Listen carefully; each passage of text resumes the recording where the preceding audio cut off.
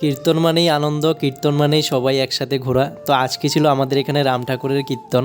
দাদা আর আমি মিলে গিয়েছিলাম কীর্তনে। দাদা নাকি বৌদিকে আনতে যাবে, তাই সাথে করে আমিও গিয়েছিলাম। প্রত্যেক বছরেই 5 দিন ব্যাপী এই কীর্তনটা হয়। এবার কীর্তনে আশ্রমে ঢোকার গেটটা এত সুন্দর করে বানিয়েছি, তোমরা তো দেখতেই পাচ্ছ।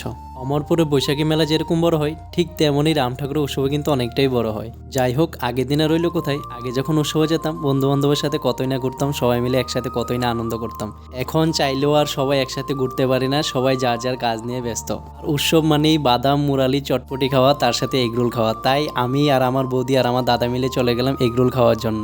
দাদা বৌদি তারা যেহেতু চলে যাবে, তাই আমি আমার এক বন্ধুকে ফোন করে বললাম যে আসার জন্য। বন্ধু এসে আমাকে বারবার করে ফোন করছিল আর বলছিল যে তুই কোথায়, এখনো আসছিস না কেন। এটা হচ্ছে আমার সেই বন্ধু, যে বন্ধুর সাথে থাকলে আমি সবসময় হাসাহাসিটা একটু বেশিই করি। আর এখানে দেখো কত সুন্দর করে মাটি দিয়ে মাছ, কাঁঠাল, আম বানিয়ে রেখেছে। ছোটবেলায় যখন মার সাথে কীর্তনে যেতাম, প্রথমে আগে এই জিনিসগুলো কিনতাম। আজকে ছিল কীর্তনের লাস্ট দিন, আর কে কে আমাদের এখানে কীর্তনে এসেছো অবশ্যই কিন্তু বলবে। আর ভিডিওটা ভালো লাগলে অবশ্যই একটা কমেন্ট করে দেবে।